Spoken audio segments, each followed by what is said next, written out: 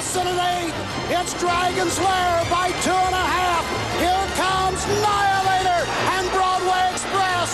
Dragon's Lair, Annihilator, Dragon's Lair wins the Breeders' Crown. Here comes time well spent, and Billy O'Donnell 3 wide and full of pace.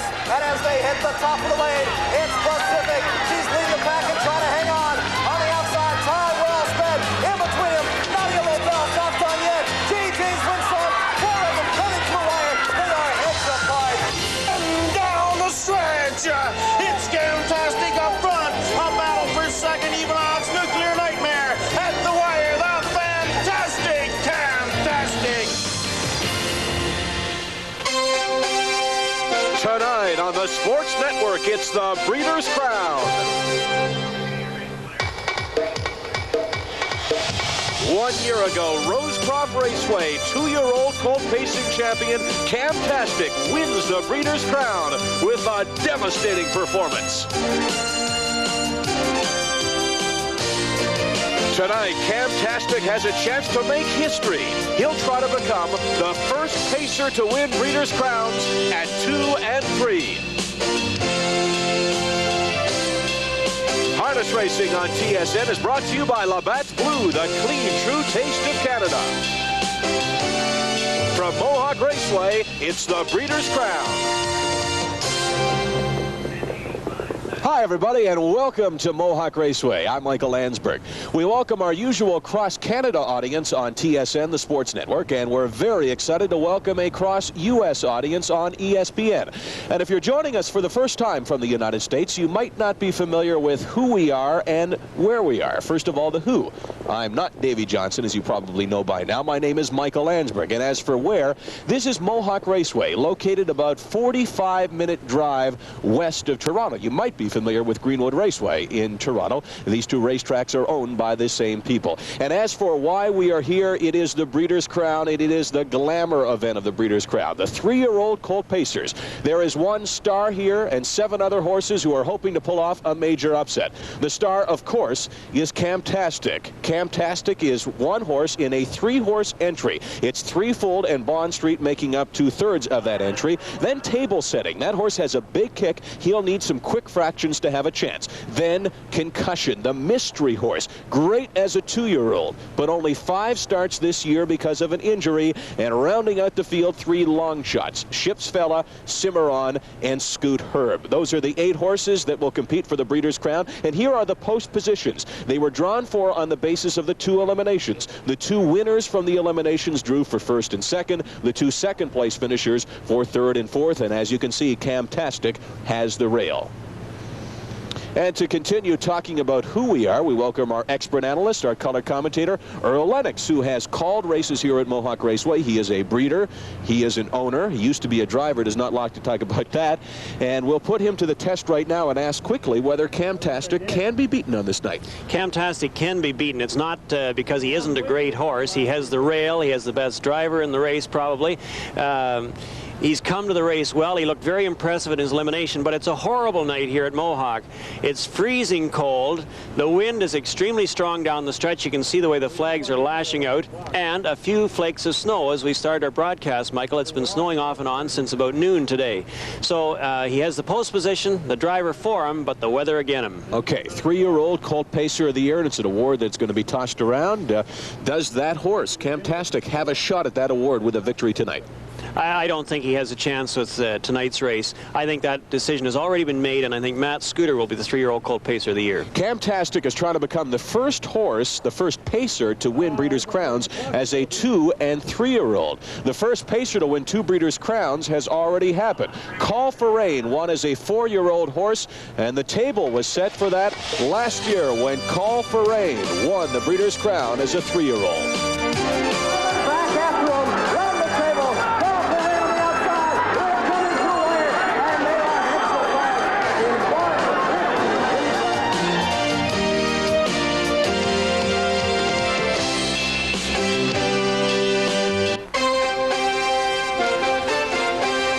It is one of those nights that looks nice. It doesn't feel particularly nice. Very cold night at Mohawk Raceway. And here's the way the odds have changed for the Breeders' Crown. Camtastic, threefold in Bond Street. The three-horse entry went on the board at 4-5. They have fallen to 1-9. Then table setting at 12-1. The second choice is Concussion, and everybody else is a long shot. And I think it applies for both announcers and horses. This is a night where you look for cover. You certainly have to look for cover. In the races we've seen so far on Mohawk's program, the front-running horses have stopped badly in most cases, and horses have had trouble coming from a way back. So if Camtastic races in front like he likes to race in front, or seems to race better, he could be in trouble with the wind unless he can get very slow fractions. And similarly, if Concussion has to come from a way back like he did last week, he could be in trouble. Let's take our first look at the horses. It's the post parade, the 1988 Breeders' Crown for 3-year-old colt pacers. And we will see the star in the field right now. That's Camtastic, runaway winner as a 2-year-old colt pacer of the year, trying to win that honor at 3, but Earl says unlikely. Well, I think it's unlikely, but you have to keep in mind that this horse won 13 of 14 last year. He was expected to win everything. There's his driver, Bill O'Donnell.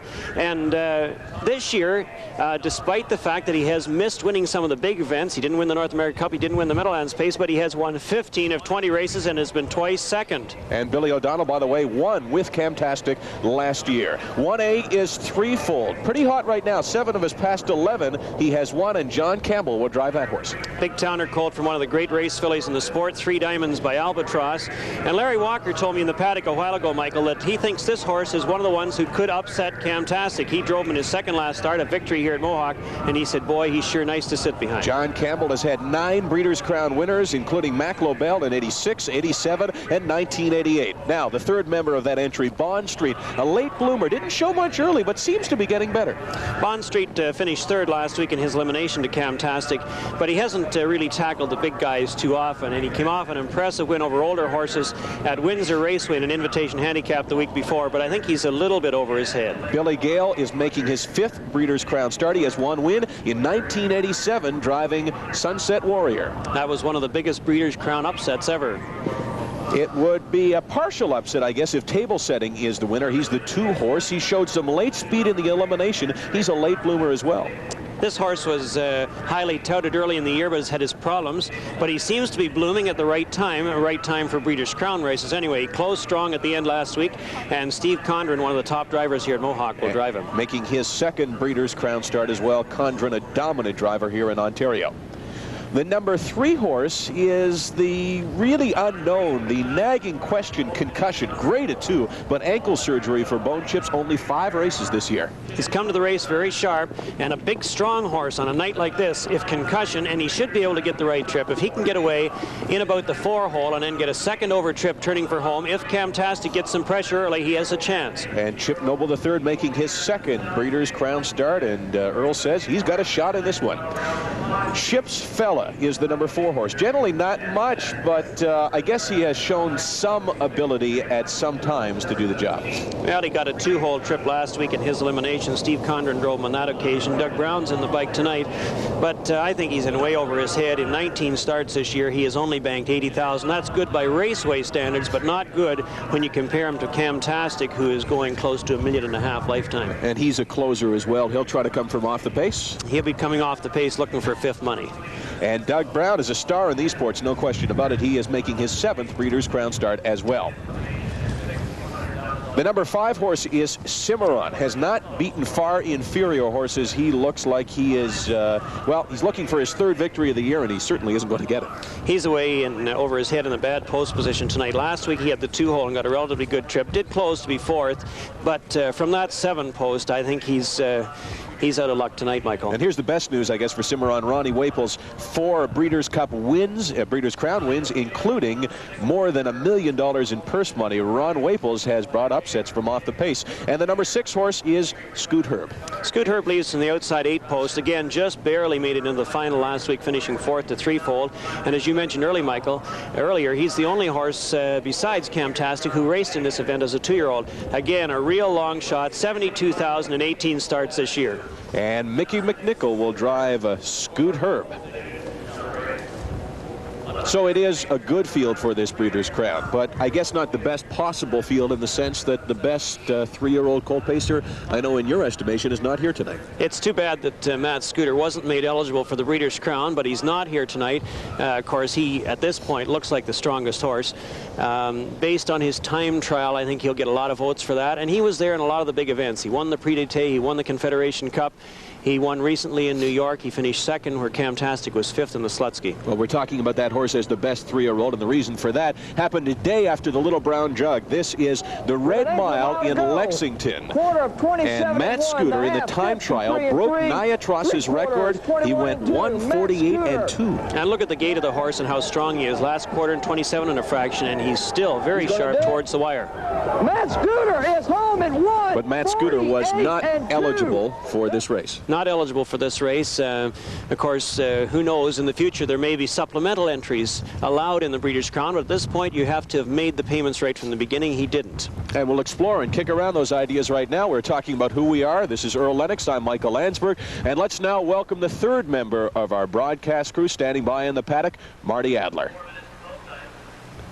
There are many people that believe that Matt Scooter is the leading candidate for 3-year-old Colt Pacer of the Year, but he isn't here tonight. He isn't eligible, and he couldn't supplement to get in. Joining me right now is Tom Charters, the executive director of the Breeders' Crown. Tom, what about supplementals? Well, the Hamiltonian Society, which is the sponsor of the Breeders' Crown, doesn't allow supplements in any of its divisions. The two points that have to be considered. Number one is its owner's money that make up the vast bulk of these purses. And the second thing is, at what point do supplements become a disincentive to owners paying in this? Therefore, you might end up killing the goose that's laying these golden eggs. I think one thing has to be remembered. From its very inception, the Breeders' Crown has been dynamic. The Society reviews the rules every year and make changes which they think is for the best interest of the stake. A position on the Breeders' Crown. Okay, now, who do you like tonight? Well, I'm a company man. Camtastic's the Breeders' Crown champion. I've got to like him. He likes Camtastic, Michael, and he says the Breeders' Crown rules are not written in stone. Well, we talked about Matt Scooter not being here, but there's some other horses that are not here tonight for very legitimate reasons in the sense that they didn't qualify. They were in the second elimination heat, which went last Saturday. Let's talk about, first of all, number one elimination last Saturday. Well, in the first elimination, Threefold got away third to the quarter, and at that point he moved up to take the lead. The quarter was 27 2/5, and Threefold sat carefully in third position here. And then as they came to the quarter, out he came, went to the front, and from then on it was a jog. He won comfortably by a little over a length. The question mark in this race, as is the case tonight, was concussion. What did he have? What did he show? He showed a lot. You can see at this point concussion is sitting second last, and he stays there right up to the top of the stretch. And here's Threefold making his move to the front, in front of the grandstand first time. He gets there very easily, and from then on he controls the race. He was in very soft. He drew the easy division. Now at the top of the stretch, Threefold in front, and watch away on the outside. Here comes concussion right from last at the top of the stretch and passes the entire field with the exception of Threefold. Again, he's got to be a little closer than that tonight if he's going to make an impact with Camtastic.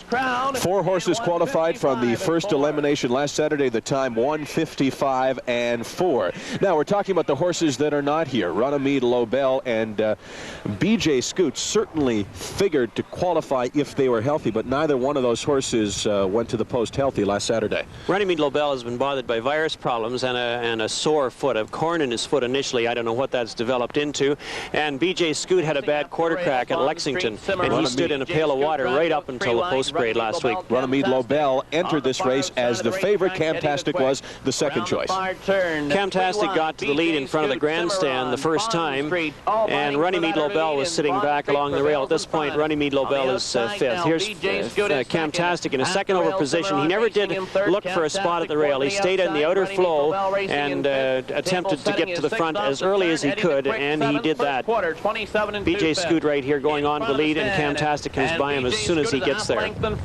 This race tonight would be looking very differently, of course, if those two horses were healthy. 3 lengths back. I suppose if they were healthy, Runnymede Lobel would probably be the 3-year-old pacer of the year. At the beginning of the season, he was awesome and virtually unbeatable. Here they are in the last turn, and Camtastic is in front, and Runnymede Lobel has had enough at this point. When he went by the first time, he didn't look real sporty, and Camtastic drew off by himself in the stretch. It was no contest. Table setting come on very strongly for second in this one. And that was last Saturday. Camtastic qualifying, BJ Scoot and Runnymede Lobel not qualifying because of injury problems. Camtastic clearly enters this race the favorite because of that. And here's the way things stand just moments before the race. Camtastic threefold in Bond Street, a 1-5 entry. Then table setting, the number 2 choice is Concussion, the 3-horse, and everybody else is a long shot. Is Camtastic going to become the first pacer to win 2 straight Breeders' Crown as a 2- and 3-year-old? We can find out right now. Let's go upstairs for the 1988 Breeders' Crown, the 3-year-old Colt Pacers. Let's go upstairs to John Craik. John?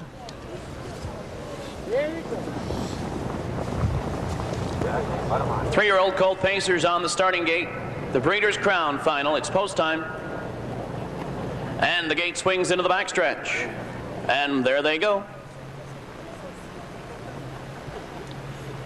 They're off and pacing, driving out in between horses. Threefold, Camtastic, Concussion on the outside, Cimarron from the far outside.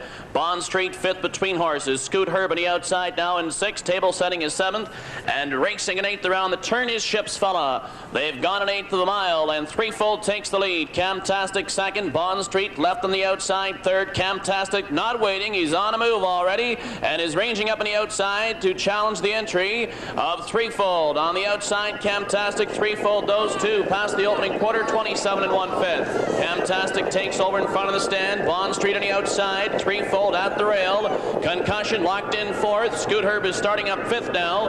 Table setting is on the move in 6th. Cimarron is 7th, and Ship's Fella is 8th at the rail. Around the turn, Camtastic with the lead by a length. At the rail, Threefold in 2nd. Moving up 3rd on the outside, Bond Street. Concussion 4th at the rail. 5th on the outside, Scoot Herb. Cimarron is 6th. Table setting is 7th, and Ship's Fella is 8th after a half in 57 4. They're into the backstretch. Camtastic on the front end, a half a length. Bond Street on the outside. Scoot Herb now rushing up 3 wide to challenge. At the rail in 4th, Threefold. Table setting is 5th. Concussion 6th at the rail. Ship's Fella is 7th on the outside, and Cimarron is 8th. It's Camtastic by a half a length. Scoot Herb on the outside 2nd. At the rail, Threefold in 3rd. Table setting wound up 3 wide now in 5th, 3/4, 1:26 4. Camtastic on the lead. On the outside, Scoot Herb. Threefold now coming back on towards the rail. Table setting 3 wide. Ship's Fella on the far outside. Concussion finds room. Coming to the payoff. Camtastic, Threefold, Concussion. Table setting with a late brush on the outside, and Camtastic is drawing clear. Concussion at the rail. It's Camtastic in the Breeders' Crown. 1:55 1. To watch that race, Camtastic did it all on his own. He got to the front at the quarter in 27 1, fairly substantial half into the win, 57 4. It was just under 31 second quarter. Under pressure down the backstretch, 1:26 4, and that mile in 1:55 1 is incredible on a night like this, Michael. Incredible when you consider after that first quarter he tried to put the brakes on, didn't he? Well, he did try to, but here when he needed it, where the conditions were absolutely worse, he pulled away from the field. Threefold got a perfect trip, no excuse. Concussion gets through at the rail, but he really isn't hardly going by Threefold, and Camtastic is drawing away from them. Nobody is alive behind him. Anybody else have a shot at any time, or was this one over at the half? This one was over as soon as Camtastic got to the front. As soon as he got out of road trouble at the quarter, he was clear. He was home and free. Breeders' Crown.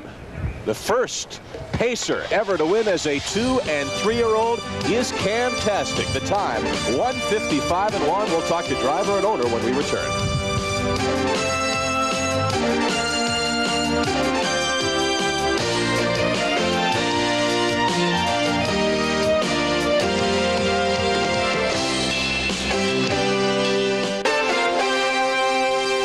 It is now official. Camtastic, the winner, 250, 210, and 210. 230 and 210 was the payoff for concussion, placing second. So that horse, in only his 6th start of the season, is very impressive. And we go to the very impressive Billy O'Donnell with our Marty Adler in the winner's circle. Well, were you able to stay warm during that trip? Oh, yeah. I didn't think about it until after and before. What role did the weather play in your strategy for tonight? None at all. Not at all? Not at all. You made your move in front of the grandstand the first time. That was what was planned, or did the horse tell you that? Well, not really. You can't really tell till the gate goes. And, when John went over there and everybody dropped in and I saw a chance to get out at the quarter, I just slipped him back to the front, and then the horse that was coming along couldn't catch me, so I just stayed up there and let him relax as long as he wanted to. Last time you raced in a final in Ontario, you didn't have very much success. It was a different night this evening. Last time I raced here was in the final was totally ruthless. I did well. I won. I'm talking about Camtastic. Oh, I forgot all about that. Oh, you forgot all about that North America Cup. We're going to show you now the move here as we come around heading for the quarter pole. Can you describe it, Billy? Well, we were going along pretty good, and I just wanted to make sure some of them, got lined up, and I let John go around me. Then when I come back around the front, my fellow relaxed good, and you can see the horse that Billy Gale was driving on the outside. He just was having trouble and laboring trying to get up to me. So I just let him relax as long as I could around the turn and have to have the backside there until we'll get to that by and by, right? I'll wait for that till it comes. Okay, let's take a look at the finish now. Coming out the turn for home, you tapped him a little. Well, I set him going. Yeah, he gets a little sleepy, on the front there now. He's getting older and smarter. But he went pretty good, I thought. Did it all the way you wanted to. It's a devilish night and a 155 mile. That's terrific. Yeah, he raced good. Thank you. Okay, congratulations, Billy. You had a nice, safe trip too. Let's head back to Michael up at the desk. It's nothing new for Billy O'Donnell. He has now won 8 Breeders' Crown events, and Camtastic has gone over the $1.1 million mark this year. That's impressive numbers, and these are impressive numbers for those who held the tickets. Camtastic paying $250, $210, and $210. Concussion $230 and $210. There was no show money. The winning time $155 and 1. Stay with us.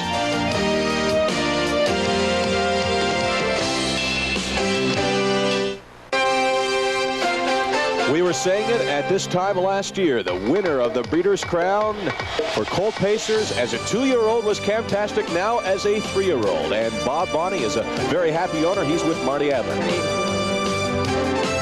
Bob Boni's joining us right now, the owner.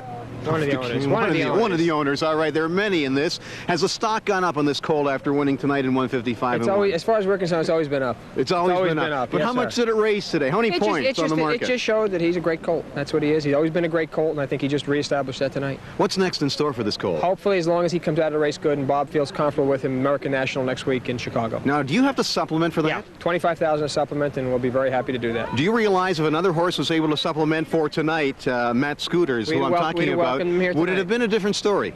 I don't think so. You don't think it would have been a different? Your horse was that sharp tonight. They're both they're two great horses. I think they're two great Colts, and on a given day, I think either one can beat the other. But they're two great Colts. By you supplementing next week, it means that you'll be meeting Matt Scooter. Hopefully, yeah.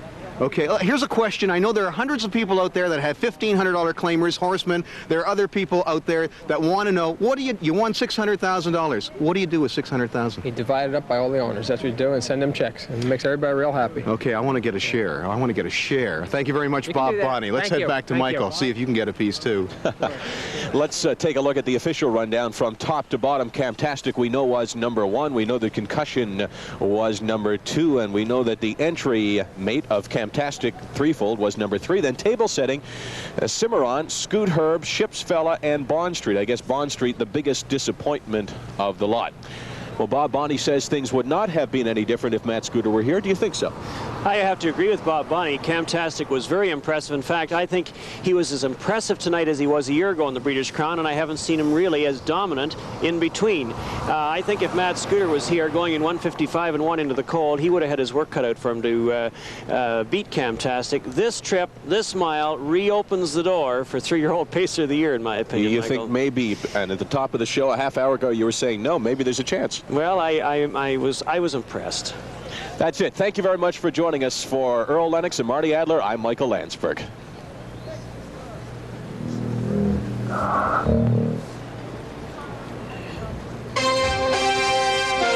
This has been the Breeders' Crown on TSN. Brought to you by Labatt's Blue, the clean, true taste of Canada. Our next telecast on TSN will be the Breeders' Crown as well. This one for 3-year-old Colt and Gelding Trotters. That's Friday, November the 4th at 11 p.m. Eastern.